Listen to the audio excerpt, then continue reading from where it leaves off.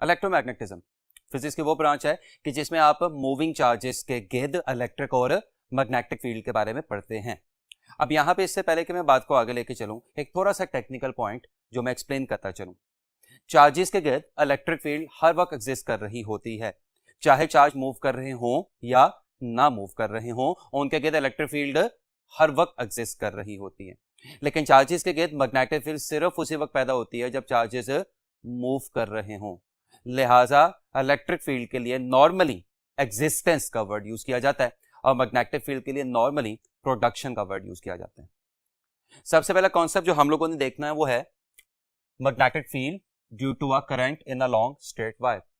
ये कॉन्सेप्ट पेश किया था हैंस ऑयस्टेड ने कि जिसके मुताबिक जब भी किसी स्ट्रेट कंडक्टर में से करंट पास करता है तो उसके गिर्द क्या सेटअप हो जाती है, एक मैग्नेटिक फील्ड सेटअप हो जाती है। Magnetic field is setup in the region surrounding a current carrying wire. किस शक्ल में सेटअप होती है? सर्कुलर फॉर्म में। Field lines are circular. और याद रखिएगा कि किसी वायर जिसमें से करंट पास कर रहा हो उसके गिर्द एक सर्कल नहीं बनता, इन्फिनिट सर्कल बनते हैं। ये तमाम सर्कल्स कंसेंट्रिक होते हैं, यानी इनका सेंटर कहां पे लाई कर रहा होता है? वायर पे लाई कर रहा होता है। वो अलग बात है, जैसे जैसे आप वायर से दूर जाते जाएंगे वैसे वैसे मैग्नेटिक फील्ड के सर्कुलर पाथ का रेडियस तो ज्यादा होता जाएगा लेकिन मैग्नेटिक फील्ड की स्ट्रेंथ कम होती जाएगी एंड वाइस वर्सा। जाहिर सी बात है करंट उस वक्त तक मैग्नेटिक फील्ड प्रोड्यूस करवाता रहेगा जब तक करंट फ्लो करता रहेगा। जो ही करंट फ्लो करना क्या होगा, खत्म होगा, वायर के गिर्द पैदा होने वाला मैग्नेटिज्म या मैग्नेटिक फील्ड या बी भी खत्म हो जाएगी। फर्ज करें कि मेरे पास एक वायर है कि जिसमें से क्या पास कर रहा है, करंट पास कर रहा है, तो इसके गिर्द बहुत सारे क्या हो गए, मैग्नेटिक फील्ड्स वाले सर्कल्स पैदा हो गए। उनमें से मैंने एक सर्कल आपके सामने यहाँ पे ड्रॉ किया हुआ है कि जिसपे कोई पॉइंट पी है, कि जिसका वायर से फासला आपको क्या दिखाई दे रहा है, आर दिखाई दे रहा है। रिमेंबर ये आर इस पी पॉइंट का वायर से फासला भी है और ये आर इस मैग्नेटिक सर्कल का रेडियस पी है। तो अगर मुझे कोई कहे कि इस पी पॉइंट पे बी यानी मैग्नेटिक फील्ड निकालें तो उसका formula mu naught I over 2 pi R. Mu naught permeability of free space, आगे जाके तफसीली बहस करूंगा। आई वायर में से पास होने वाला current, 2 of course part of the formula, pi 3.14 ratio of circumference length to the diameter of the circle, और आर मैं पहले ही बता चुका हूं कि वायर का पी से फासला है या इस मैग्नेटिक सर्कल का रेडियस है। तो एक बात तो आपको काफी क्लियरली दिखाई दे रही है कि जैसे जैसे वायर में से करंट ज्यादा होता जाएगा वैसे वैसे इस पी पॉइंट पे मैग्नेटिक फील्ड भी ज्यादा होती जाएगी। अभी मैंने आपके साथ डिस्कस किया कि वायर के गिर्द जो मैग्नेटिक फील्ड पैदा होती है वो सर्कुलर फॉर्म में पैदा होती है। तो सर्कल तो दो तरह के होते हैं, क्लॉकवाइज या एंटी क्लॉकवाइज। तो सवाल पैदा होता है कौन सा सर्कल होगा, तो इसके लिए यानी डायरेक्शन ऑफ बी फाइंड करने के लिए हम राइट हैंड रूल लगाते हैं। इस रूल के मुताबिक फर्स्ट करें ये एक वायर है कि जिसमें से नीचे से ऊपर की तरफ क्या फ्लो कर रहा है, एक करंट फ्लो कर रहा है। तो राइट हैंड रूल के मुताबिक मैं इस करंट के अलोंग अपने राइट हैंड यानी दाएं हाथ का स्ट्रेच्ड थंब यूं रखूंगा कि थंब की डायरेक्शन करंट को रिप्रेजेंट कर रही होगी, और जब मैं अपनी फिंगर्स को पाम यानी हथेली की तरफ क्या करूंगा, रोटेट करवाऊंगा, तो फिंगर्स की ये रोटेशनल मोशन मुझे मैग्नेटिक फील्ड की डायरेक्शन दे देगी। मसलन अगर ये मेरे पास एक वायर है कि इसमें करंट किधर जा रहा है, नीचे से ऊपर की तरफ जा रहा है, तो जब मैं इस वायर को ऊपर से देखूंगा तो करंट किधर आ रहा है, नीचे से ऊपर यानी मेरी तरफ आ रहा है। तो ये आ गया thumb along the direction of current. और जब मैं अपनी उंगलियों को क्या करूंगा, रोटेट करूंगा, तो ये आपको कैसे रोटेट होती दिखाई दे रही है, ऊपर से एंटी क्लॉकवाइज। तो इस तरह से आप ये अंदाजा भी लगा सकते हैं कि अगर वायर में से गुजरने वाला करंट अपनी डायरेक्शन क्या करेगा, रिवर्स करेगा, तो वायर के गिर्द मैग्नेटिक फील्ड भी अपनी डायरेक्शन रिवर्स कर जाएगी। लेकिन इसमें एक बात याद रखिएगा कि ये रूल कन्वेंशनल करंट के लिए है जो पॉजिटिव चार्जेस की वजह से फ्लो करता है, कि जिसको इलेक्ट्रिक करंट भी कहते हैं। अगर एक्चुअल या रियल या इलेक्ट्रॉनिक करंट आ जाए जो नेगेटिव चार्जेस की वजह से फ्लो करता है तो रूल अपना आंसर रिवर्स कर देगा। मसलन ये जो भी मैंने आपके साथ एग्जांपल डिस्कस की, अगर इसमें नीचे से ऊपर कन्वेंशनल करंट फ्लो कर रहा है तो ऊपर से देखने से हमें मैग्नेटिक फील्ड कैसे दिखाई दी थी, अगर आपको याद हो, एंटी क्लॉकवाइज। लेकिन अगर यही करंट नीचे से ऊपर फ्लो कर रहा होता, लेकिन कौन सा करंट होता, इलेक्ट्रॉनिक यानी रियल या एक्चुअल करंट होता, तो फिर यही मैग्नेटिक फील्ड आपको ऊपर से देखने से क्लॉकवाइज दिखाई देनी थी। इसमें कुछ रिजल्ट्स जो एमसीक्यूज के लिए फ्रीक्वेंटली पूछे जाते हैं वो मैंने यहाँ पे लिख भी दिए हुए हैं कि जब एक मैग्नेटिक कंपास कहां पे पड़ी हो, एक यूनिफॉर्म मैग्नेटिक फील्ड में पड़ी हो, तो उस पर सिर्फ क्या लगता है, टॉर्क। जाहिर सी बात है कि जब आपके पास एक कॉम्पास है वो एक यूनिफॉर्म मैग्नेटिक फील्ड में पड़ी हुई है, तो आपको पता है मैग्नेटिक कंपास का एक पोल क्या होता है नॉर्थ और दूसरा क्या होता है साउथ। तो इसके दोनों किनारों पे uniform magnetic field equal and opposite force लगाना शुरू कर देगी, जिसके नतीजे में कपल की वजह से इस कंपास में सिर्फ क्या पैदा होगा, एक टॉर्क पैदा होगा। लिखा भी हुआ है when magnetic compass is placed in uniform magnetic field यानी B it experiences only torque. लेकिन अगर मैग्नेटिक कंपास कहां पे प्लेस हुई हो, नॉन यूनिफॉर्म मैग्नेटिक फील्ड में प्लेस हुई हो, तो फिर याद रखिएगा नॉन यूनिफॉर्म मैग्नेटिक फील्ड की वजह से उसके दोनों किनारों पे दो मुख्तलिफ फोर्सेस लगेगी। ठीक है, उनकी डायरेक्शन एक दूसरे से ऑपोजिट हो सकती है लेकिन उनके मैग्नीट्यूड्स एक दूसरे के सेम नहीं होंगे। लिहाजा ऐसी जो कंपास है उस पर टॉर्क भी लगेगा और उस पर क्या लगेगी, फोर्स भी लगेगी। So I repeat, when magnetic compass is placed in a uniform B then it experiences only torque. When magnetic compass is placed in a non-uniform magnetic field, then it experiences both torque and the force. एक MCQ देखिएगा. A current is flowing in a straight conductor vertically upwards. The direction of magnetic field when seen below the conductor is. Option A anti-clockwise. Option B clockwise. Option C into the page. Option D out of the page. अब इसमें आपने दो बातें याद रखनी है कि conductor में जो करंट फ्लो कर रहा है वो नीचे से ऊपर की तरफ आ रहा है, और वर्ड कौन सा यूज हुआ हुआ है, करंट का। जब करंट से पहले कुछ भी ना मेंशन हो तो हमेशा कौन सा करंट अस्यूम होता है, कन्वेंशनल करंट अस्यूम होता है। लेकिन दूसरी अहम बात क्या है कि अब आपने इस कंडक्टर को ऊपर से नहीं देखना, नीचे से देखना। सो फिर वही कंडक्टर यूं पड़ा हुआ है, उसमें कन्वेंशनल या करंट किधर फ्लो कर रहा है, नीचे से ऊपर की तरफ, राइट हैंड रूल। जब मैं करंट की डायरेक्शन में अपना स्ट्रेच्ड राइट हैंड का थंब रखूंगा और ऊपर से देखूंगा तो ऊपर से देखते हुए मुझे फिंगर्स कैसे रोटेट होती दिखाई देंगी, एंटी क्लॉकवाइज। तो ऊपर से देखते हुए मुझे मैग्नेटिक फील्ड कैसे दिखाई देगी, एंटी क्लॉकवाइज। लेकिन इस पर्टिकुलर एमसीक्यू में आपने ऊपर से नहीं देखना, आपने वार को नीचे से देखना है। तो याद रखिएगा कि अगर ऊपर से देखने से आपको मैग्नेटिक फील्ड कैसे दिखाई दे रही है, एंटी क्लॉकवाइज, तो नीचे से देखने से आपको वही मैग्नेटिक फील्ड कैसे दिखाई देगी, क्लॉकवाइज। जब देखने का रेफरेंस चेंज होगा मैग्नेटिज्म अपनी डायरेक्शन रिवर्स करता दिखाई देगा। अगला एमसीक्यू देखिएगा, when a current of 2 ampere passes through a conductor then the magnetic field at a distance of 10 centimeter from the conductor is। अभी फॉर्मूला हमने पढ़ा, B equals mu naught I over 2 pi r mu naught 4 pi into 10 raised to power minus 7। Current कितना flow करता दिखाई दे रहा है, 2 is the part of the formula, so is pi। और वायर से फासला कितना है, 10 सेंटीमीटर। 10 सेंटीमीटर का मतलब क्या होगा, 10 by 100। कुछ कैंसिलेशंस, कुछ कैलकुलेशंस, पाई और पाई कैंसिल हो गया, 2 और 2 कैंसिल हो गया, 1 0 और 1 0 कैंसिल हो गया। ये जो 0 है ये ऊपर चला जाएगा और जाके -7 को क्या कर देगा, -6। तो आपके इस एमसीक्यू का आंसर आएगा 4 into 10 raised to power -6 Tesla, जो आपको किस में दिखाई दे रहा है, चार्ली ऑप्शन में दिखाई दे रहा है। बात को आगे लेके चलते हैं। हमारा अगला काम है force on a conductor carrying current in a uniform magnetic field. आपके पास एक कंडक्टर है, उसमें से क्या पास कर रहा है, करंट पास कर रहा है। इसका मतलब एक तो उसकी मैग्नेटिक फील्ड अपनी होगी क्योंकि उसमें से क्या पास कर रहा है, करंट पास कर रहा है। दूसरा आपने उस पर एक और मैग्नेटिक फील्ड अप्लाई कर दी हुई है, तो कंडक्टर एक है और इस पर मैग्नेटिज्म कितने लग रहे हैं, 2। एक उसका अपना और दूसरा जो आपने उस पर क्या किया, अप्लाई किया है। तो experimentally it has been found कि जब भी इस किस्म के दो मैग्नेटिज्म्स एक करंट कैरिंग कंडक्टर पे आपस में इंटरेक्शन करते हैं तो कंडक्टर पे नतीजतन एक फोर्स लगना शुरू हो जाती है। ये फोर्स कंडक्टर में से फ्लो करने वाले करंट के डायरेक्टली प्रोपोर्शनल है, कंडक्टर की लेंथ के डायरेक्टली प्रोपोर्शनल है, अप्लाइड मैग्नेटिक फील्ड के डायरेक्टली प्रोपोर्शनल है। याद रखिएगा बी अप्लाइड मैग्नेटिक फील्ड है और अप्लाइड मैग्नेटिक फील्ड और कंडक्टर के दरमियान बनने वाले एंगल के साइन के डायरेक्टली प्रोपोर्शनल है। जब ये चारों रिजल्ट्स आपस में मिलते हैं तो क्या रिजल्ट आता है, F proportional to ILB sin थीटा। प्रोपोर्शनैलिटी साइन इक्वालिटी साइन से रिप्लेस होता है, साथ में कांस्टेंट क्या आता है, K, जो जब आप ऐसे यूनिट्स यूज करते हैं तो क्या हो जाता है, 1। This is the force on current carrying conductor placed in a uniform magnetic field, F equals ILB sin theta की, जिसकी वेक्टर फॉर्म होगी ये F vector equals IL vector cross P vector. अब यहाँ पे अब ध्यान से देख सकते हैं, बहुत सारे एमसीक्यू बन सकते हैं। मसलन जब थीटा 90 होगा तो फोर्स मैक्सिमम हो जाएगी, जब थीटा 30 होगा तो फोर्स मैक्सिमम फोर्स का हाफ हो जाएगी, चूंकि साइन 30 1/2 होता है। और जब थीटा 45 डिग्री होगा तो फोर्स मैक्सिमम फोर्स से स्क्वायर रूट 2 टाइम्स कम हो जाएगी, चूंकि साइन 45 1/√2 होते हैं।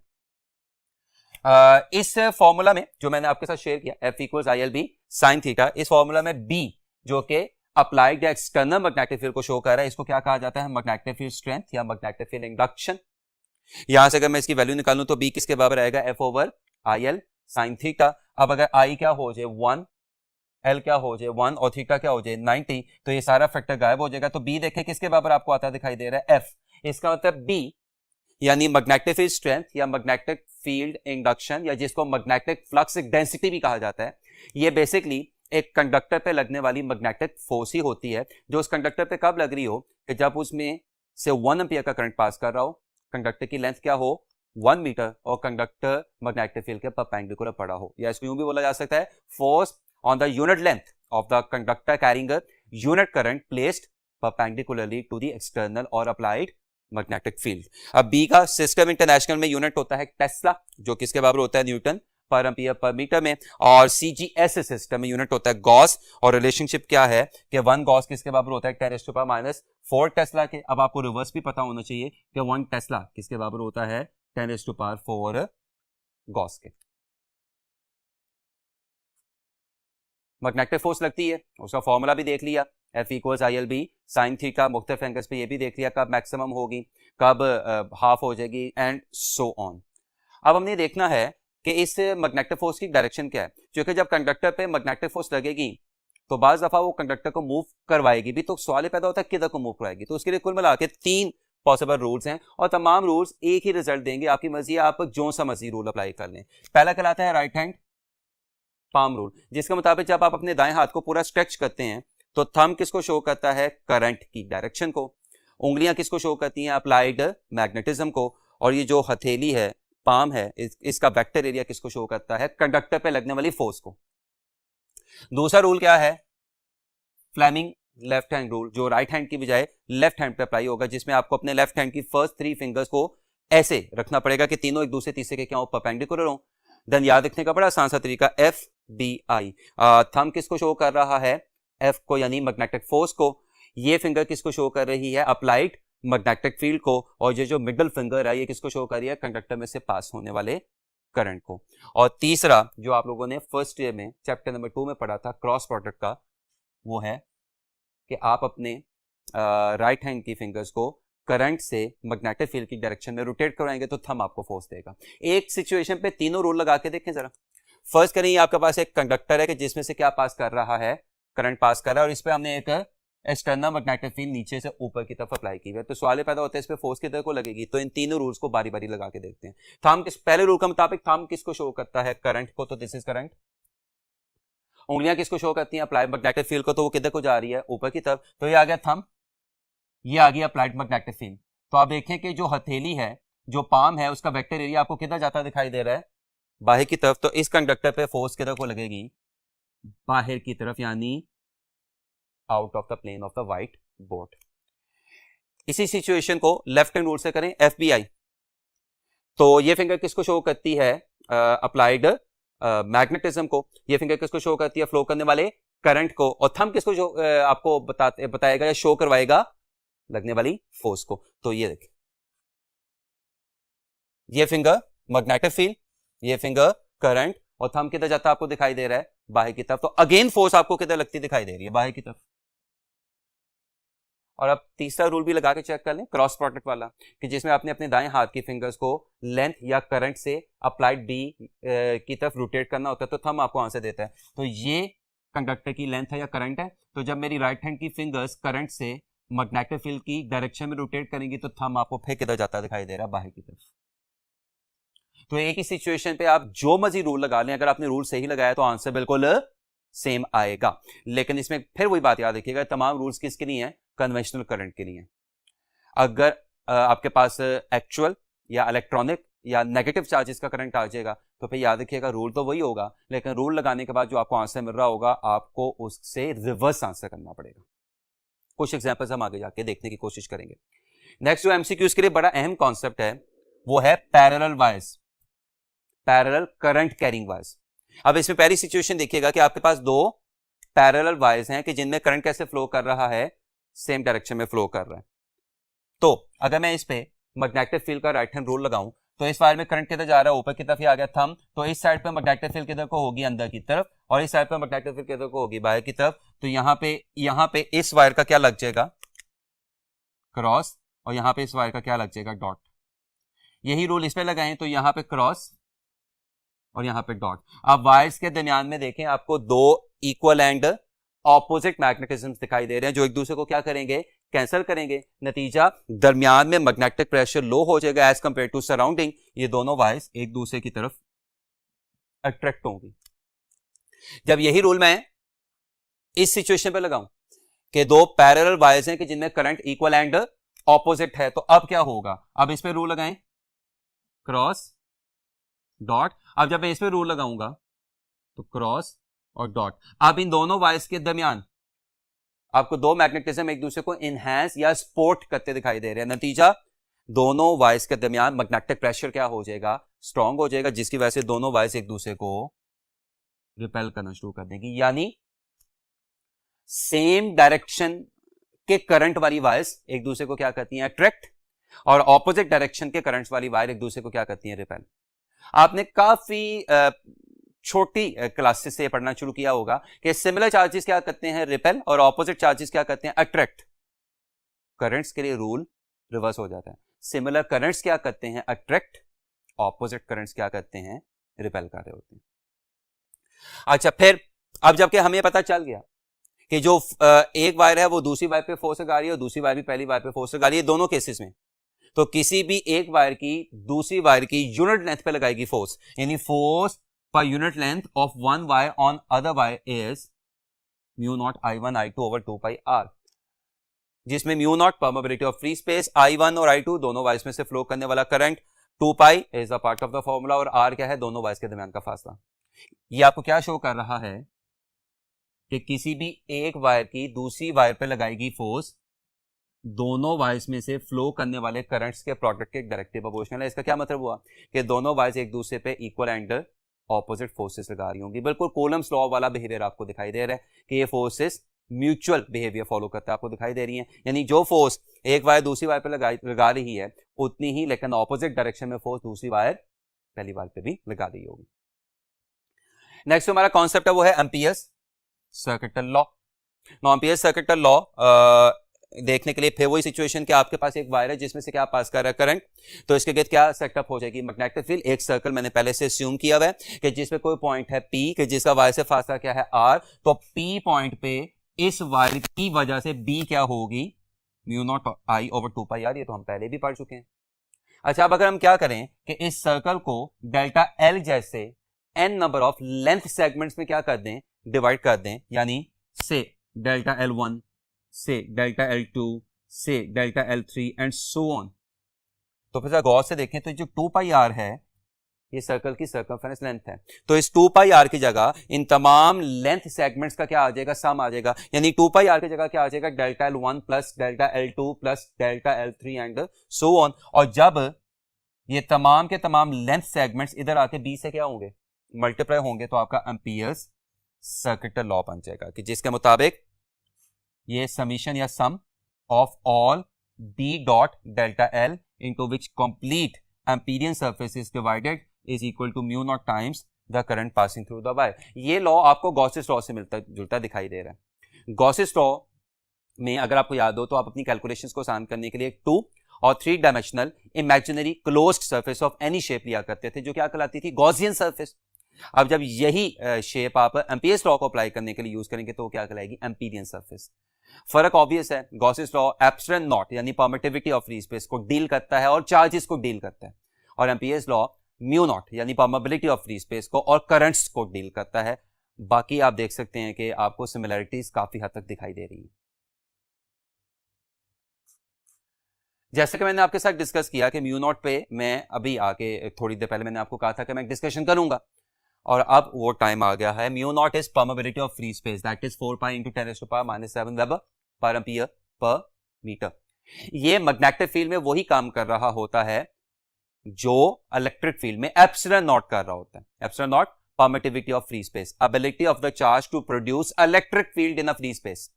Mu naught permeability of free space, ability of a current carrying conductor or any moving charge to produce magnetic field in the free space.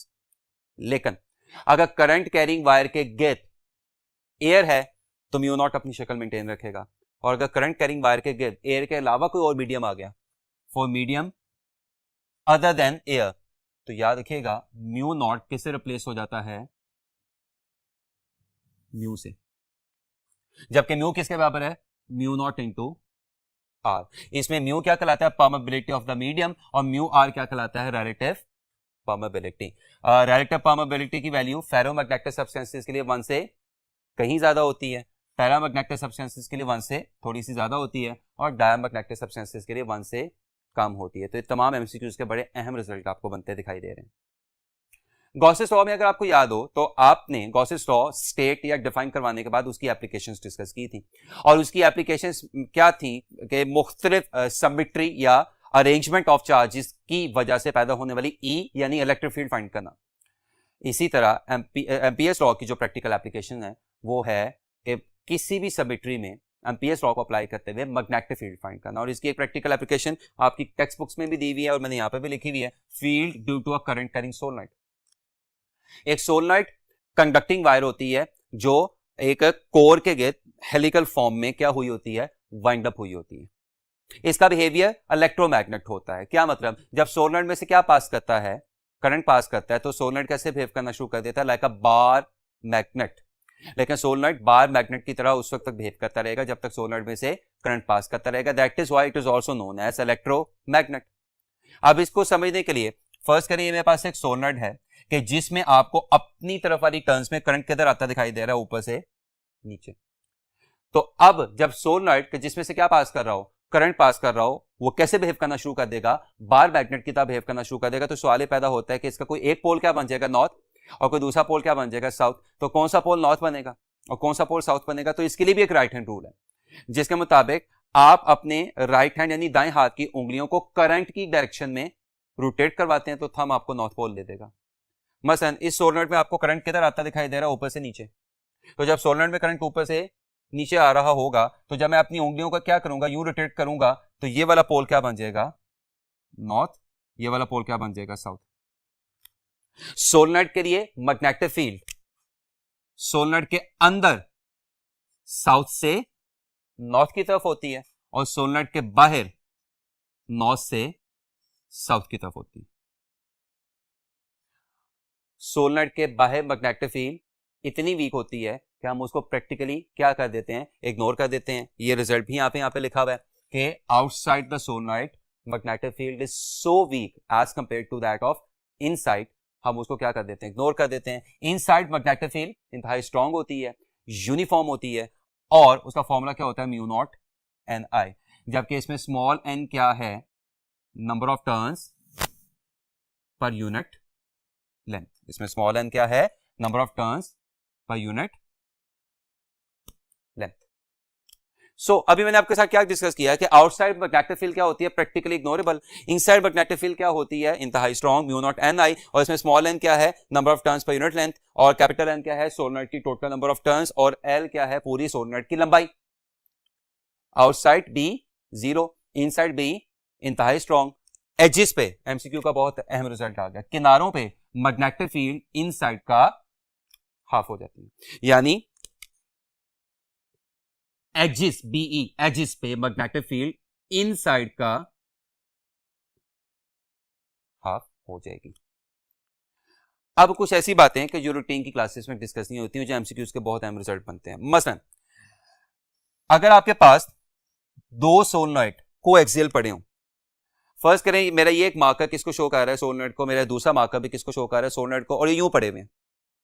तो ये दोनों आपस में कैसे पड़े हुए हैं, रखे गए हुए हैं कोएक्सियल, और इनमें करंट कैसे फ्लो कर रहा है, सेम डायरेक्शन में। तो ऐसे सोलेनॉइड्स हमेशा एक दूसरे को क्या करेंगे, अट्रैक्ट। तो ये तो वही रूल हो गया जो आपने स्ट्रेट वायर के लिए पढ़ा हुआ है। इसका मतलब स्ट्रेट वायर हो, लूप हो या सोलेनॉइड हो, और कौन से सोलेनॉइड या लूप्स हो जो कैसे पड़े हुए हैं, कोएक्सियल पड़े हुए हैं, अगर इनमें करंट कैसे फ्लो कर रहा है, सेम फ्लो कर रहा है, तो ये हमेशा एक दूसरे को क्या करेंगे, अट्रैक्ट करेंगे। लेकिन अगर कोएक्सियल प्लेस्ड सोलेनॉइड में करंट कैसे फ्लो कर रहा है, ऑपोजिट, तो एक दूसरे को क्या करेंगे, रिपेल करेंगे। अच्छा, बात को थोड़ा और आगे लेके चलते हैं। अगर आपके पास दो सोलेनॉइड्स कैसे रखे गए हो, पैरेलल, यानी एक सोलेनॉइड यूं है और दूसरा सोलेनॉइड यूं है, ये कैसे कैसे रखे गए हैं, पैरेलल में रखे गए हैं, और इनमें करंट कैसे फ्लो कर रहा है, ऑपोजिट डायरेक्शन में, तो एक दूसरे को क्या करेंगे, अट्रैक्ट करेंगे। इसको मैं समझा दूं, थोड़ा सा आपके साथ शेयर कर दें। फर्स्ट करें, ये मेरे पास एक सोलेनॉइड था कि जिसका ये पोल साउथ और ये पोल नॉर्थ, और ये मेरे पास एक दूसरा सोलेनॉइड था जिसमें करंट ऊपर वाले से ऑपोजिट फ्लो कर रहा था, तो ये पोल क्या हो जाएगा, नॉर्थ, और ये पोल क्या हो जाएगा, साउथ। अब अगर मैं दोनों के लिए मैग्नेटिज्म ड्रॉ करूं, तो इस सोलेनॉइड के लिए मैग्नेटिज्म अंदर किससे किसकी तरफ होगा, साउथ से नॉर्थ, और बाहर किससे किसकी तरफ होगा, नॉर्थ से साउथ। अब जब मैं यही रूल किसके लिए अप्लाई करूं, ऊपर वाले सोलेनॉइड के लिए अप्लाई करूं, तो अंदर मैग्नेटिज्म किससे किसकी तरफ होगा, साउथ से नॉर्थ, और बाहर मैग्नेटिज्म किससे किसकी तरफ होगा, नॉर्थ से साउथ। तो आप देख सकते हैं कि दोनों पैरेलल प्लेस्ड सोलेनॉइड्स के दरमियान इस पोर्शन में दो मैग्नेटिज्म आपको एक दूसरे से ऑपोजिट दिखाई दे रहे हैं।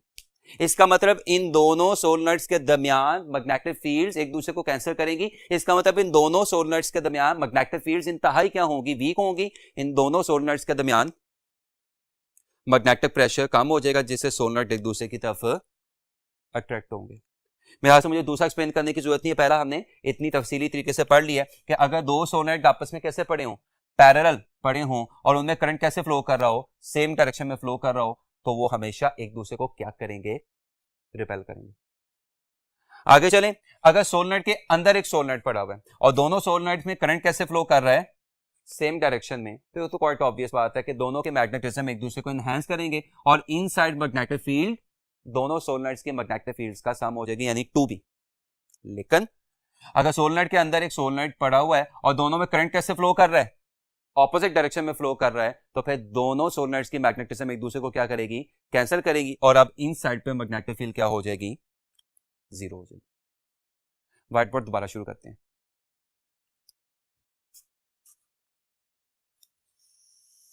नेक्स्ट बात हम लोगों ने करनी है वो है magnetic force on a charge moving in a magnetic field.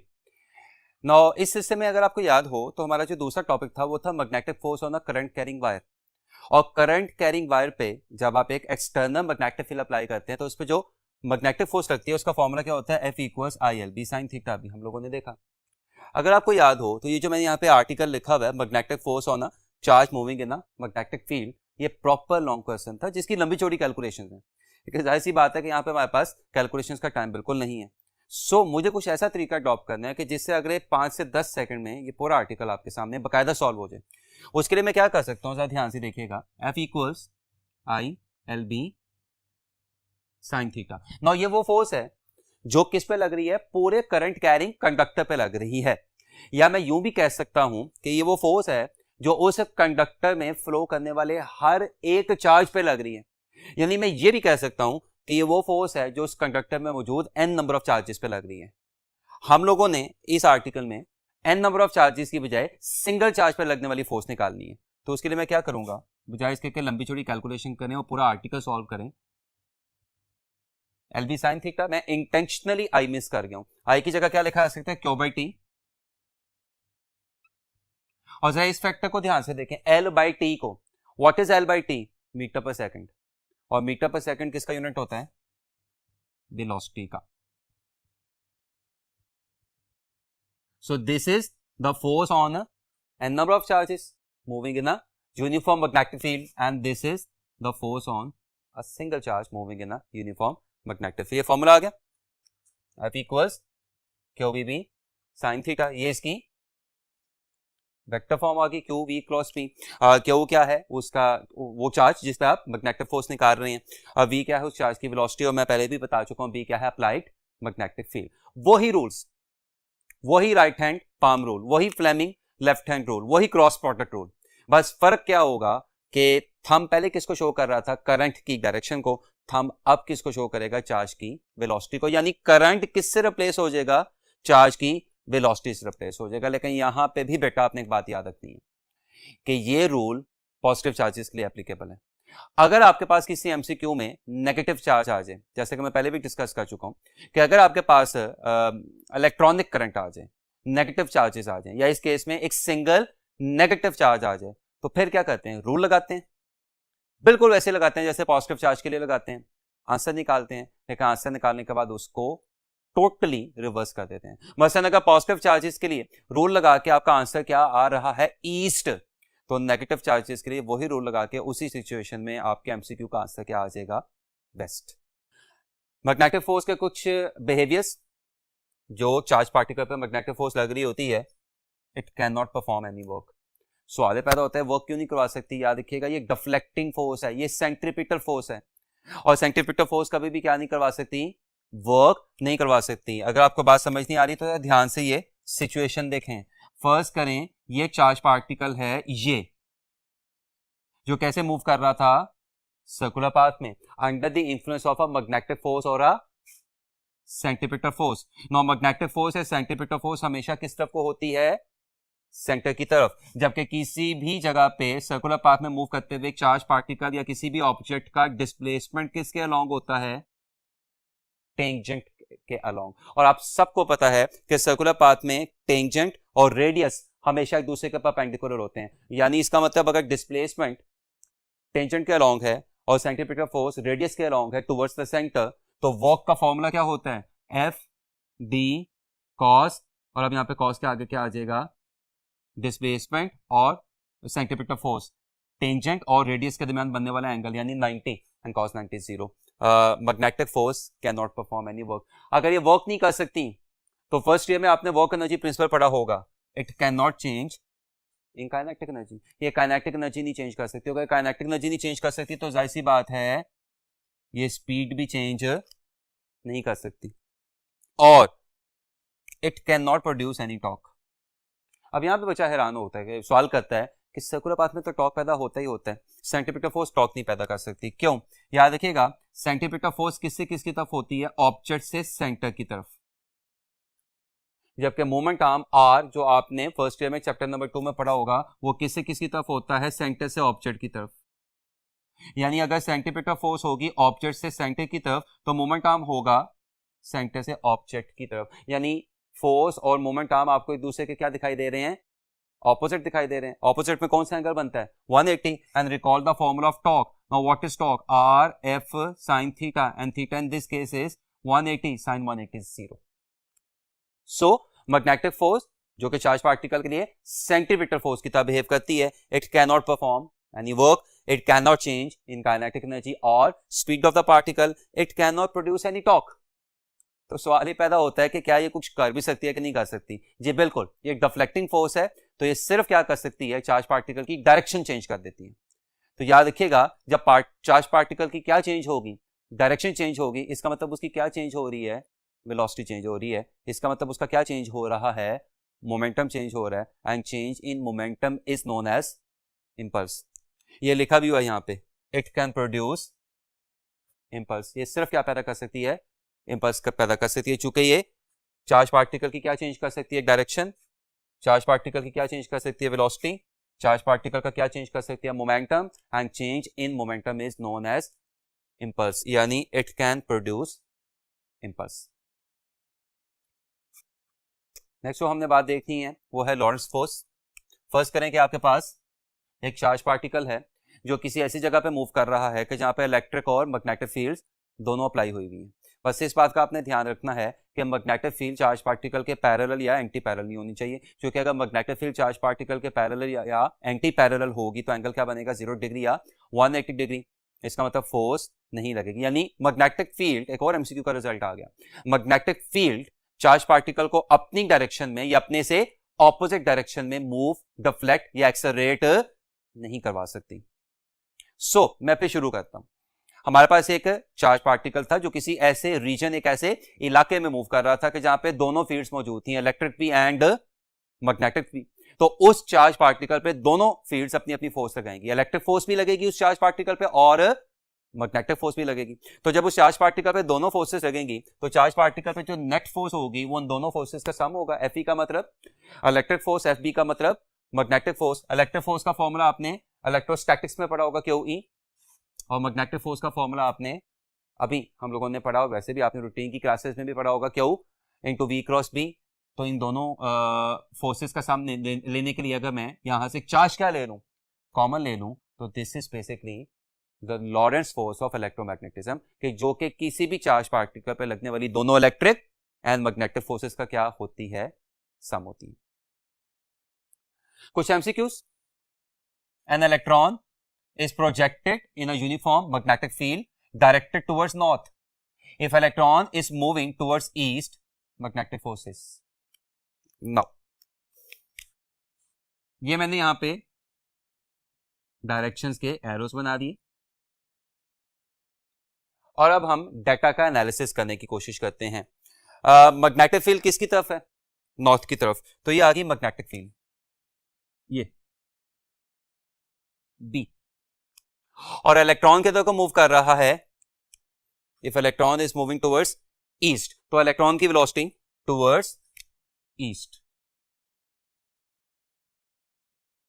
तो बताएं इस इलेक्ट्रॉन पे फोर्स किधर को लग रही होगी, राइट हैंड रूल लगाएं, थंब किसको शो करता है, चार्ज की वेलोसिटी को, उंगलियां किसको शो करता है, अप्लाइड मैग्नेटिक फील्ड को। चार्ज की वेलोसिटी किधर आनी चाहिए, ईस्ट की तरफ, यानी इस साइड पे।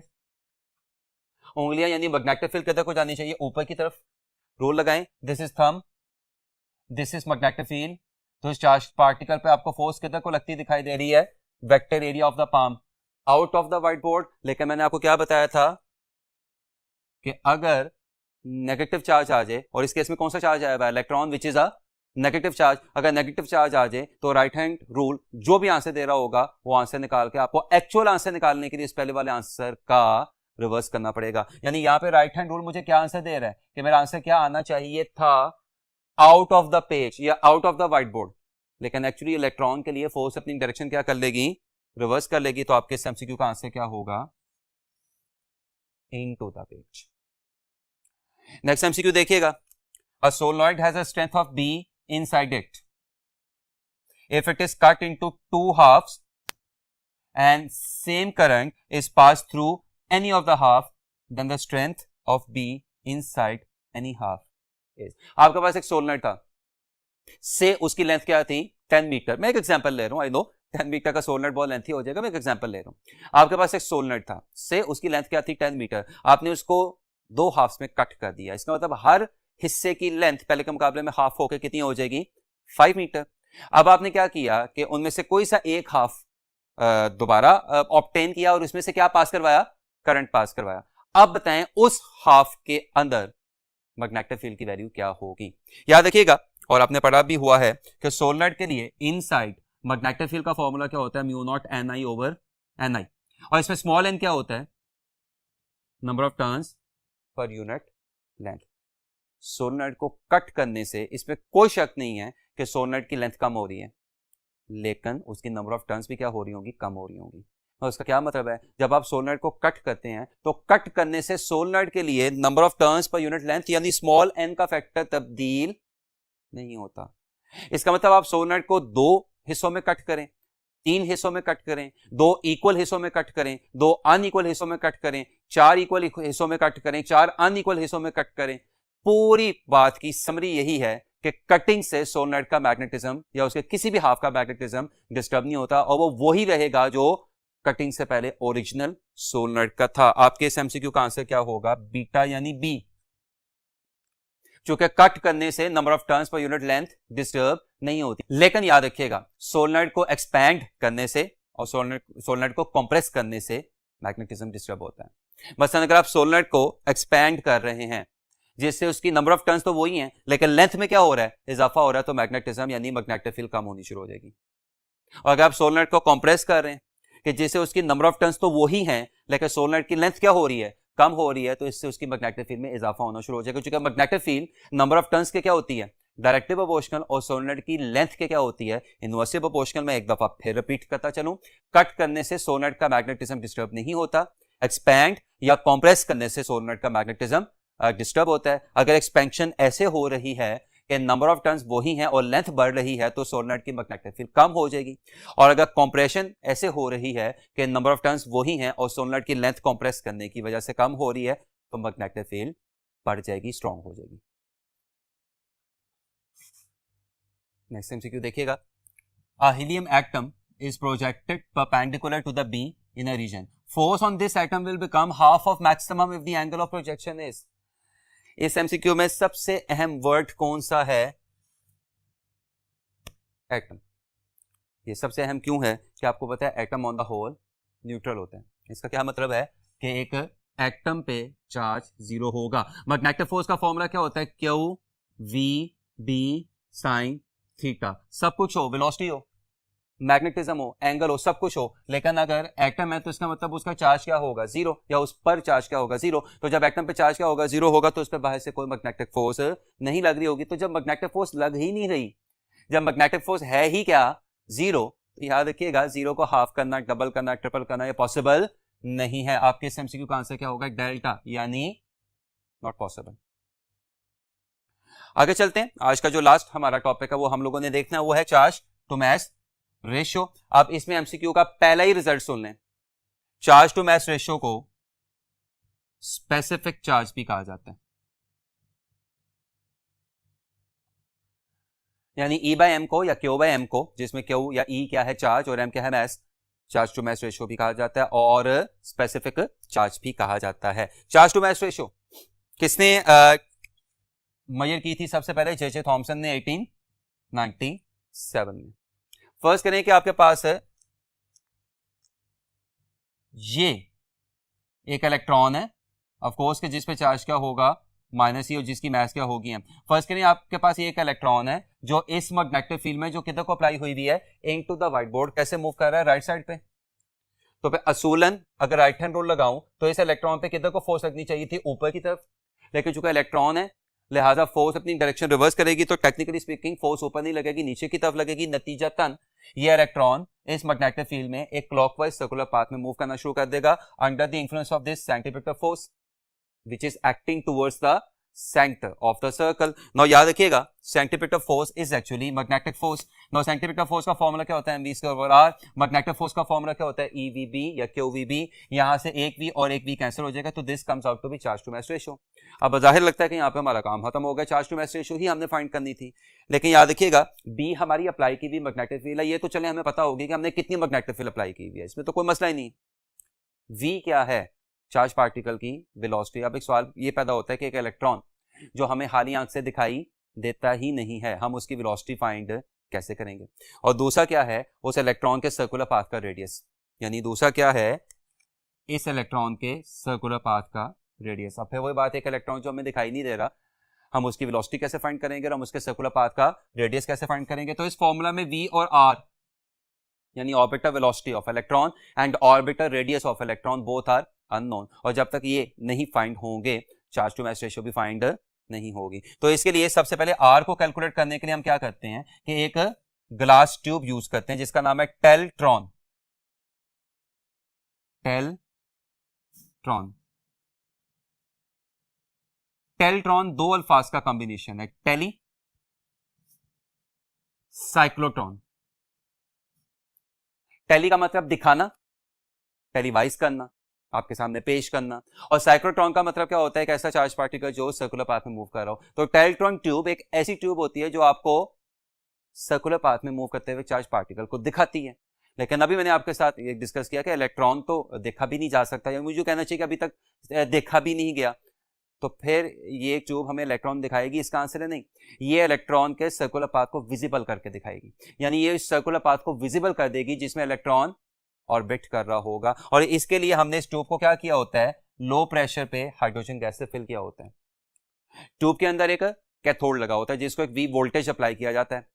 वो वी वोल्टेज कैथोड को हीटअप करता है जिससे थर्मियोनिक एमिशन होती है. कैथोड से क्या निकलते हैं? Free electrons.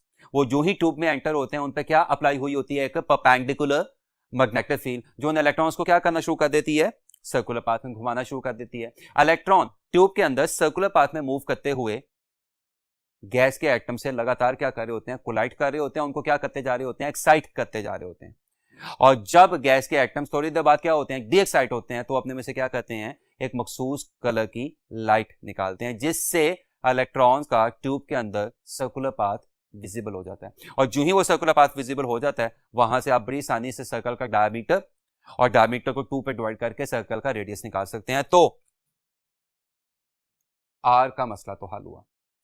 अब जहां तक वेलोसिटी का ताल्लुक है तो वेलोसिटी का मसला हम इस तरह से हल करते हैं कि हम वेलोसिटी को एलिमिनेट ही कर देते हैं, यानी हम वेलोसिटी की जगह कुछ ऐसे वेरिएबल्स लिख देते हैं कि जो आसानी से मेजरेबल हो, और उसके लिए law of conservation of energy, increase in kinetic energy is equal to decrease in electric potential energy. What is kinetic energy? Half mv square. What is electric potential energy? ev. Confuse ना होइएगा please. m क्या है electron की मास, e क्या है electron पर charge, v क्या है electron की velocity moving in a circular path, और v वही वोल्टेज है जो आपने इलेक्ट्रॉन ट्यूब के कैथोड पे अप्लाई किया हुआ है।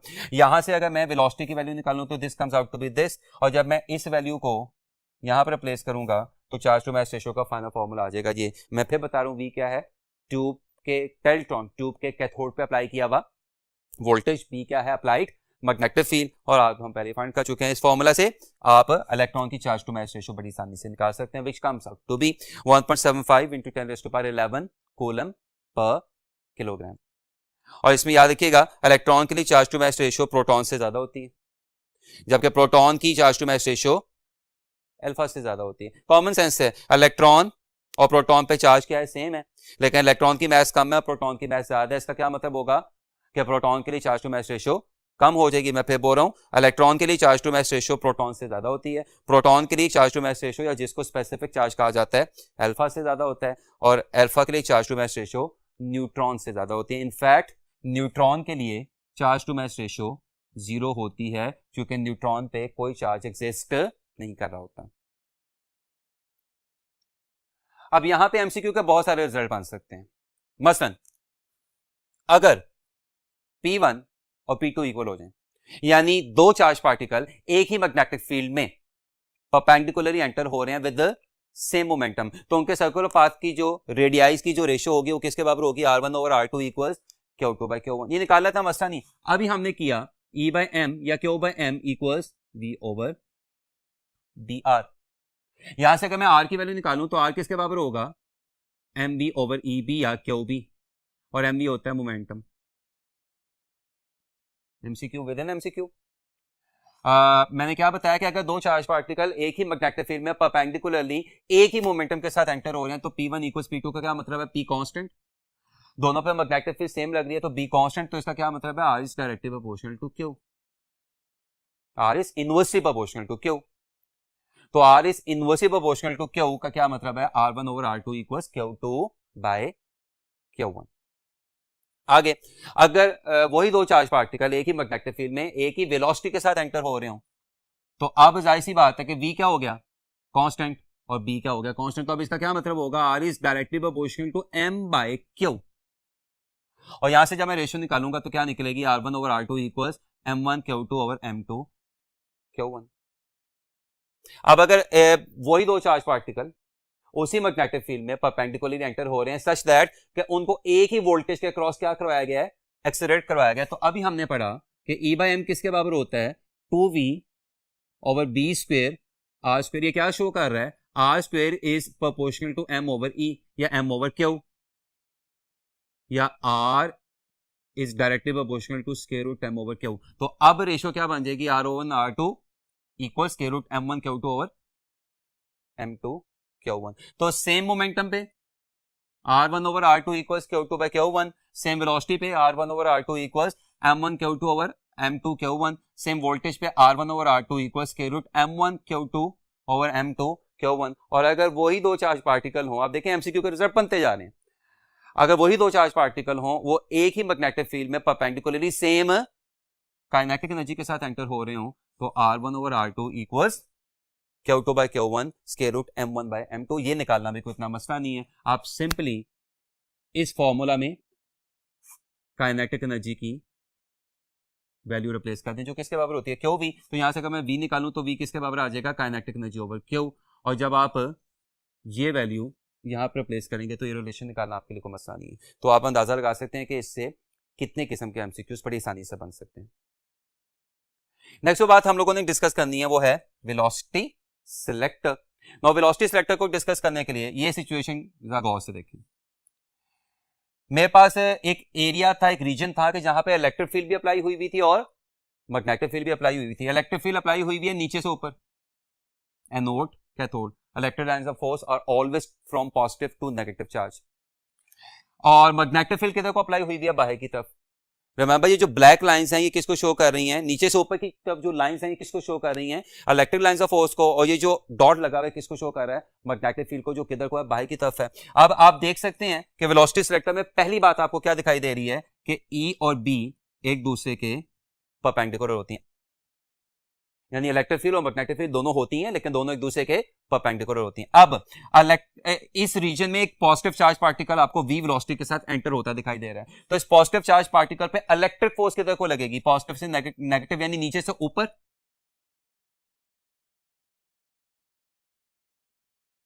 और इस पॉजिटिव चार्ज पार्टिकल पे मैग्नेटिक फोर्स किधर को लगेगी, इसके राइट हैंड रूल लगाएं जरा। तो राइट हैंड रूल कैसे लगेगा, राइट हैंड रूल ऐसे लगेगा कि ये आपका चार्ज पार्टिकल है, ये चार्ज पार्टिकल आपको किधर जाता है दिखाई दे रहा है, राइट साइड पे आ गई वेलोसिटी।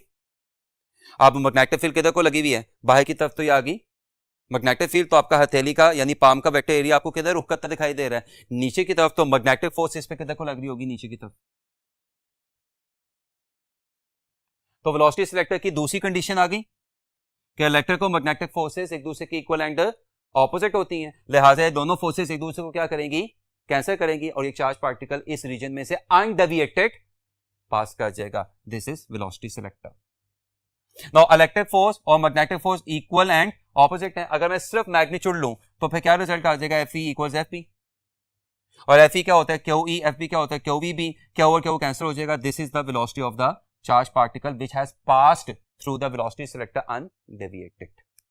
लास्ट बात हम लोगों ने देखनी है वो है साइक्लोट्रॉन। जैसा कि अभी मैंने आपके साथ डिस्कस किया कि जब भी कोई चार्ज पार्टिकल किसी मैग्नेटिक फील्ड में सर्कुलर पाथ में क्या करता है, मूव करता है, तो वो चार्ज पार्टिकल एक्चुअली साइक्लोट्रॉन की तरह बिहेव कर रहा है, साइक्लोट्रॉन है अब charge particle moving in the circular path. और वो क्यों सर्कुलर पाथ में मूव करता है, क्योंकि आप सबको अच्छे तरीके से पता है कि मैग्नेटिक फोर्स उस चार्ज पार्टिकल पे एक डिफ्लेक्टिंग फोर्स लगा देती है, एक सेंट्रीपिटल फोर्स लगा देती है, जिसकी वजह से वो चार्ज पार्टिकल मैग्नेटिक फील्ड के अंदर सर्कुलर पाथ में मूव करना शुरू कर देता है, यानी उसमें क्या पैदा हो जाता है, एक सेंट्रीपिटल एक्सेलरेशन। इसका मतलब मैग्नेटिक फोर्स यानी सेंट्रीपिटल फोर्स उस चार्ज पार्टिकल में क्या पैदा कर देती है, एक सेंट्रीपिटल एक्सेलरेशन पैदा कर देती है। तो टेक्निकली स्पीकिंग हम ये कह सकते हैं कि साइक्लोट्रॉन में चार्ज पार्टिकल क्या होता है, एक्सेलरेट होता है। वो अलग बात है एक्सेलरेशन कौन सा पैदा होता है, सेंट्रीपिटल एक्सेलरेशन पैदा होता है। अब जब एक हमारे पास चार्ज पार्टिकल है जो मैग्नेटिक फील्ड के अंदर सर्कुलर पाथ में मूव कर रहा है, तो सवाल ये पैदा होता है कि वो अपना एक चक्कर कितनी देर में पूरा करेगा, यानी वो सर्कुलर पाथ में एक रेवोल्यूशन, ऑर्बिटल रेवोल्यूशन कितनी देर में पूरी करेगा। तो ये टाइम कहलाता है टाइम पीरियड, जिसका फॉर्मूला मैंने यहाँ पे लिखा हुआ, सवाल पैदा होता है फॉर्मूला कहां से सामने आया। तो अभी हम लोगों ने पढ़ा, ज्यादा देर नहीं हुई, कि क्यू बाय एम किसके बराबर होता है, वी ओवर बी आर। यहां से अगर मैं वी की वैल्यू निकालूं तो वो किसके बराबर आ जाएगी, Q B R over M. आप सबको पता है कि एस किसके बराबर होता है, वी टी, तो यहां से अगर मैं टी निकालूं तो टी किसके बराबर आएगा, एस ओवर वी। आप जरा ध्यान से देखिएगा कि वी वैसे का वैसा, जहां तक किसका ताल्लुक है, एस का, तो सर्कुलर पाथ में कितना एस कवर होता है, 2 पाई आर। सर्कुलर पाथ में कितना एस कवर होता है, 2 पाई आर का, और वी की जगह क्या रिप्लेस किया जा सकता है, Q B R over M. This is the time period for a cyclotron moving in the circular path। ये टाइम पीरियड आ गया। अब देखें एमसीक्यू के रिजल्ट बनते जा रहे हैं लगातार, टाइम पीरियड आ गया। अब यहां से हमने क्या निकालनी है, फ्रीक्वेंसी निकालनी है। तो फ्रीक्वेंसी निकालने के लिए आप क्या करें, टाइम पीरियड का इन्वर्स कर दें। तो जब आप फ्रीक्वेंसी निकालने के लिए टाइम पीरियड का इन्वर्स करेंगे तो क्या होगा, कि वो भी ऊपर चला जाएगा, 2 पाई एम नीचे आ जाएगा। This is the frequency of the cyclotron. अब देखिएगा एमसीक्यू बनने का सिलसिला भी खत्म नहीं हुआ। अगर मैं ये 2 पाई जो इधर डिवाइड हो रहा है उसको उधर लेके जाके एफ से क्या कर दूं, मल्टीप्लाई कर दूं, तो क्या बन जाएगा, 2 pi f equals q B over m. और आप सबको पता है कि 2 पाई एफ किसके बराबर होता है, एंगुलर फ्रीक्वेंसी या एंगुलर वेलोसिटी। तो आपको क्या दिखाई दे रहा है कि cyclotron means a charge particle moving in the circular path in magnetic field. The time period is 2 pi M over Q B, जिसमें एम क्या है, mass of the charge particle, और क्यू क्या है, charge on the charge particle, और B क्या है, वो मैग्नेटिक फील्ड जिसके अंदर चार्ज पार्टिकल सर्कुलर पाथ में मूव कर रहा है। This is the expression for time period of a cyclotron, this is the expression for frequency of a cyclotron, and this is the expression for angular frequency of the cyclotron. White board दोबारा शुरू करते हैं।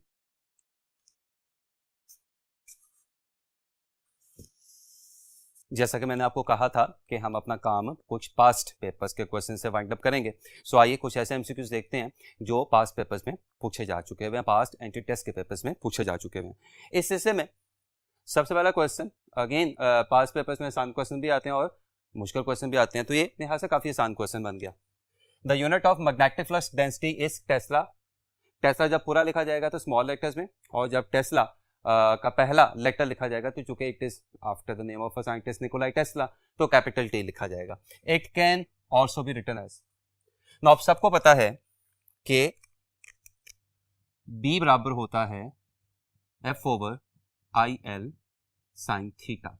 अब यहां पे मैं अगर तमाम चीजों के यूनिट्स लूं तो फोर्स का न्यूटन, करंट का एम्पियर, लेंथ का मीटर, साइन थीटा का कोई यूनिट नहीं होता, और मैग्नेटिक फील्ड का यूनिट आपको क्या दिखाई दे रहा है? टेस्ला। तो यहां से आपको टेस्ला क्या बनता दिखाई दे रहा है? न्यूटन पर एम्पियर पर मीटर। यानी आपके इस एमसीक्यू का आंसर क्या होगा?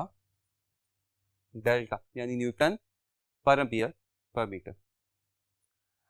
अगला क्वेश्चन देखिएगा please. If a conductor of length 7 metre in a magnetic field of strength 0.3 tesla carrying current of 1 ampere is placed perpendicularly to the magnetic field, what will be the force acting on the conductor? आपके पास एक conductor है, उसकी length कितनी है?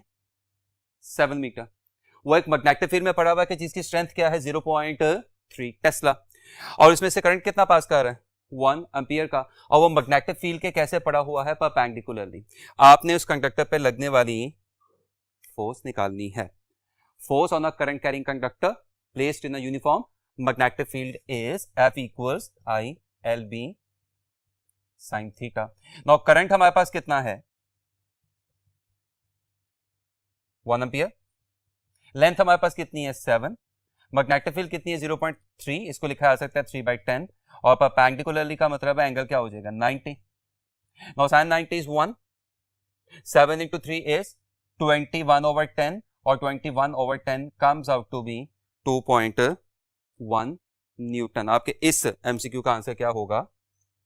Alpha, यानी 2.1 Newton. Next MCQ please देखिएगा। The horizontal component of earth magnetic flux density is 1.8 into 10⁻⁻6 Tesla. मैं आपको इस लेक्चर के दौरान बता चुका हूं कि जो B है, this is magnetic field strength या मैग्नेटिक फील्ड इंडक्शन या मैग्नेटिक फ्लक्स डेंसिटी। तीनों में से अगर कोई भी वर्ड आपके सामने आ जाए तो इसका मतलब B है। टेस्ला वाली B की बात हो रही है। Okay, the horizontal component of earth magnetic flux density is 1.8 into 10⁻⁻6 Tesla. The current in a horizontal cable is 160 ampere. Calculate the maximum force per unit length on the cable. जमीन की magnetic field उसने कितनी दी हुई है, बल्कि उसका horizontal component कितना दिया हुआ है? 1.8 into 10⁻⁻6 टेस्ला। आपके पास एक वायर है, एक केबल है, उसमें से 160 एम्पियर का करंट पास कर रहा है। आपने उस केबल की यूनिट लेंथ पे लगने वाली मैक्सिमम मैग्नेटिक फोर्स निकालनी है। तो ये वही आर्टिकल हो गया, force on a current carrying conductor placed in a uniform magnetic field. ये वही आर्टिकल हो गया। अब इसमें कंडक्टर क्या है? वो केबल, जिसमें से क्या पास कर रहा है? 160 एम्पियर का करंट पास कर रहा है। और अप्लाइड मैग्नेटिज्म यहां पे कौन प्रोड्यूस कर रहा है? अर्थ। तो फॉर्मूला क्या होता है? F equals ILB sin theta. अब यहां पे अगर आप थोड़ा सा गौर से देखें तो मैं मैं लेंथ को इधर ले जाऊं तो ये क्या बन जाएगा? फोर्स पर यूनिट लेंथ, जो बाय द वे आपने फाइंड करना था। और ये किसके बराबर आ गया? I। What is I? 160। Length उधर जाके फोर्स पर यूनिट लेंथ बन चुका है। What is B? 1.8 into 10⁻⁻6। और चूंकि आपने maximum force per unit length निकालनी है तो angle is got to be 90 degree. Now sin 90 क्या हो गया? 1। सो ये क्या बन जाएगा? F/L equals 160। Like I said, sin 90 क्या हो गया? 1। 1.8 into 10⁻⁻6 can be written as 18 into 10⁻⁻6। ये जीरो क्या हो गया? Cancel. 16 into 18 is 288 into 10⁻⁻6 newton per metre. तो जब 288 into 10⁻⁻6 न्यूटन पर मीटर है, तो जब मैं 2 दफा डेसिमल को लेफ्ट साइड पे मूव करके 288 को 2.88 बना दूंगा तो 10⁻⁻6 बढ़ के 10⁻⁻4 हो जाएगा। आपके इस एमसीक्यू का आंसर आएगा अल्फा, यानी 2.88 into 10⁻⁻4 न्यूटन पर मीटर। अगला सवाल देखिएगा, E by m of an electron is given by the relationship. जैसा कि मैंने आपको बताया कि अक्सर जगहों पे एंट्री टेस्ट में सिर्फ मुश्किल सवाल ही नहीं आते, आसान सवाल भी आते हैं, बल्कि मेजॉरिटी क्वेश्चंस इजी होते हैं। और बाज दफा बुक की एज इट इज इंफॉर्मेशन आ जाती है, एज इट इज फॉर्मूलाज आ जाते हैं, फैक्ट टेबल्स की इंफॉर्मेशन आ जाती है। सो याद रखिएगा, बुक रीडिंग यहाँ पे बहुत ज्यादा अहम होगी। आपको अपनी जो कोर्स की बुक्स हैं वो भी काफी अच्छे तरीके से गो थ्रू करनी पड़ेंगी। और अगर आपने की होंगी, और श्योर आपने की होंगी, जब आप वहां पे टेस्ट देने बैठेंगे या कोई भी टेस्ट देने जब आप जाते हैं तो आप तैयारी करके ही जाते हैं, तो आई एम श्योर आपको ये फॉर्मूला याद आ जाएगा। और ये हमने इस लेक्चर के मिड में भी जाके पढ़ा था, बल्कि मुझे कहना चाहिए तकरीबन लास्ट में भी पढ़ा था, जब हमने charge to match ratio discuss किया था कि चार्ज टू मैच रेशियो का फॉर्मूला 2v/b² r² होता है, जिसमें मैं पहले ही बता चुका हूँ v वोल्टेज को रिप्रेजेंट कर रहा है, b अप्लाइड मैग्नेटिक फील्ड को रिप्रेजेंट कर रहा है, r उस चार्ज पार्टिकल का, जो भी चार्ज पार्टिकल है इलेक्ट्रॉन, उसका सर्कुलर पाथ का रेडियस है, और E by m basically electron की चार्ज टू मैस रेशियो है, या जिसको मैंने क्या बताया था स्पेसिफिक चार्ज भी कहा जाता है। आपके इस एमसीक्यू का आंसर क्या होगा? Alpha, one of the easier MCQs. Next question हम यहाँ पे देखते हैं, two long parallel conductors which are free to move are arrange 1 centimetre apart. अच्छा, आपके पास दो पैरेलल कंडक्टर्स हैं इस तरह, ये फ्री टू मूव है, ये मूव कर सकते हैं, यानी अगर इन पे कोई फोर्स लगेगी तो दे कैन मूव। और इनके दरमियान फासला कितना है? ये हॉरिजॉन्टल फासला कितना है? 1 सेंटीमीटर का। A steady current of 20 ampere flow in each of the conductor in the same direction. दोनों कंडक्टर्स में से 20 एम्पीयर का करंट पास कर रहा है, और दोनों कंडक्टर्स में से पास होने वाली करंट की डायरेक्शन क्या है? सेम है। यानी दो कंडक्टर्स, उनके दरमियान फासला कितना? 1 सेंटीमीटर, दोनों पैरेलल आपस में प्लेस हुए हुए हैं। इनमें दोनों में करंट कैसे फ्लो कर रहा है? 20 एम्पीयर, और दोनों में फ्लो करने वाले करंट की डायरेक्शन क्या है? सेम है। The conductors remain stationary, may move towards each other, may move away from each other, move at right angles to each other. So आज के ही लेक्चर में हम लोगों ने किया था कि सिमिलर चार्जेस क्या करते हैं? रिपेल। ऑपोजिट चार्जेस क्या करते हैं? Attract. Straight current carrying wires के लिए रूल रिवर्स हो जाता है। क्या मतलब है इस बात का? सिमिलर डायरेक्शन वाली करंट्स वाली वायर आपस में एक दूसरे को क्या करेंगी? अट्रैक्ट। और ऑपोजिट डायरेक्शन करंट वाली वायर से एक दूसरे को क्या करेंगी? रिपेल। इस एमसीक्यू में दोनों वायर्स में करंट एक जितना फ्लो कर रहा है और सेम डायरेक्शन में फ्लो कर रहा है, इसका मतलब दोनों वायर्स एक दूसरे को क्या करेंगी? अट्रैक्ट करेंगी। तो अगर लगने वाली फोर्स की वजह से ये वायर्स मूव करेंगी तो ऐसे मूव करेंगी कि इनके दरमियान फासला कम होना शुरू हो जाएगा, यानी वायर्स एक दूसरे की तरफ मूव करेंगी। आपके इस एमसीक्यू का आंसर क्या होगा? बीटा, यानी may move towards each other. अब यहाँ पे बच्चा क्वेश्चन ये करता है why may, why we are not using a certain word. तो याद रखिएगा, फोर्स एक टेंडेंसी का नाम है, और टेंडेंसी चेंज करवाने की कोशिश का नाम है, और कोशिश कभी कामयाब हो भी सकती है और कभी कामयाब नहीं भी हो सकती, इसलिए मे का वर्ड यूज हुआ है। इसका मतलब इन दोनों वायर्स पे एक दूसरे की तरफ फोर्स लगेगी, तो हो सकता है कि एक दूसरे की तरफ मूव कर जाएं, और ये भी हो सकता है कि एक दूसरे की तरफ मूव ना करें। अगेन इसका मतलब टेक्निकली स्पीकिंग अल्फा भी इतना गलत नहीं है, but MCQ is all about picking up the best option among the given ones. और इन दोनों में से अगर मुझे किसी को पिक करना होगा तो मैं बीटा को पिक करूंगा कि इनमें शायद एक दूसरे की तरफ मूव करने की टेंडेंसी एग्जिस्ट करेगी और ये मूव करना शुरू कर देंगी। आई रिपीट, आपके एमसीक्यू का आंसर क्या होगा? बीटा।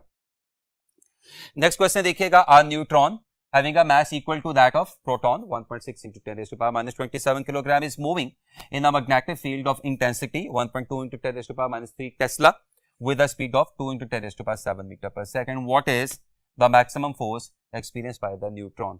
आपके इस एमसीक्यू में सबसे अहम वर्ड कौन सा है? न्यूट्रॉन। और आप सबको पता है कि neutron is a neutral particle जिसपे कोई चार्ज नहीं होता। Force on the moving charge in a magnetic field is F equals QVB sin theta. Velocity exist कर रही है, मैग्नेटिक फील्ड एग्जिस्ट कर रही है, हो सकता है एंगल भी एग्जिस्ट कर रहा हो, लेकिन again we are talking about neutron कि जिस पे चार्ज क्या होता है? जीरो। तो जब न्यूट्रॉन पे चार्ज होगा तो न्यूट्रॉन पे कोई मैग्नेटिक फोर्स एक्ट नहीं करेगी, यानी मैग्नेटिक फील्ड न्यूट्रल पार्टिकल को, इवन इलेक्ट्रिक फील्ड भी न्यूट्रल पार्टिकल को डिस्टर्ब नहीं कर सकती। सिर्फ ग्रेविटेशनल फील्ड है जो न्यूट्रल पार्टिकल को उसकी मास की वजह से डिस्टर्ब कर सकती है। आपके इस एमसीक्यू का आंसर क्या होगा? बीटा, यानी 0। स्टूडेंट्स, आज के लिए लास्ट क्वेश्चन देखिएगा, negative charges often come down from sky to earth and get deflected towards. एक इंतहाई छोटी लेंथ वाला एमसीक्यू भी इंतहाई टेक्निकल हो सकता है।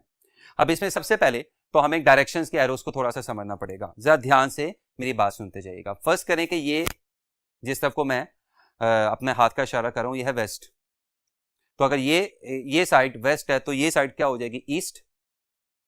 आप लोगों की तरफ वाली साइड क्या हो जाएगी, नॉर्थ, और मेरी तरफ वाली साइड क्या हो जाएगी, south. I repeat, west, east, north और मेरी तरफ वाली साउथ।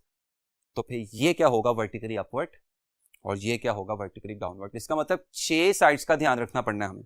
अब अगर मैं व्हाइट बोर्ड पे आपको समझाने के लिए काम करूं,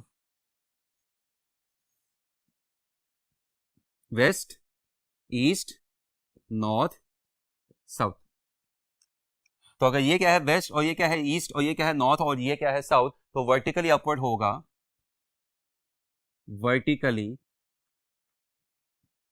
अपवर्ड्स होगा out of the white board, बाहर की तरफ, और वर्टिकली डाउनवर्ड होगा इनटू द व्हाइट बोर्ड, यानी अंदर की तरफ। मैं फिर आपको समझाने के लिए, west, east, north, south, vertically upward, vertically downward. अब सवाल की तरफ आते हैं। Negative charges often come down from sky to earth. Negative charges आसमान से जमीन की तरफ आ रहे हैं, यानी नेगेटिव चार्जेस के तो को मूव कर रहे हैं वर्टिकली डाउनवर्ड को। तो मैं नेगेटिव चार्जेस की वेलोसिटी के लिए क्या लगा देता हूं, क्रॉस। ये क्रॉस क्या शो कर रहा है कि नेगेटिव चार्जेस की वेलोसिटी किधर को है, वर्टिकली डाउनवर्ड, यानी व्हाइट बोर्ड की तरफ है। Often come down from sky to earth and get deflected towards. अच्छा, उनके डिफ्लेक्शन की वजह क्या होगी, जमीन की मैग्नेटिक फील्ड, और जमीन की मैग्नेटिक फील्ड साउथ से नॉर्थ की तरफ होती है। आप देख सकते हैं एमसीक्यू विद इन एमसीक्यू कि जमीन की मैग्नेटिक फील्ड किससे किसकी तरफ होती है, साउथ से नॉर्थ की तरफ होती है। नेगेटिव चार्जेस किधर को आ रहे हैं, वर्टिकली डाउनवर्ड या इनटू द व्हाइट बोर्ड। जमीन की मैग्नेटिक फील्ड किससे किसकी तरफ है, साउथ से नॉर्थ की तरफ। तो मैं इस पे लगाने लगा हूं right hand rule, palm rule. Thumb किसको शो करता है, चार्जेस की वेलोसिटी को, जो किधर को आ जाएगी, अंदर की तरफ, क्रॉस, थंब आ जाएगा अंदर की तरफ।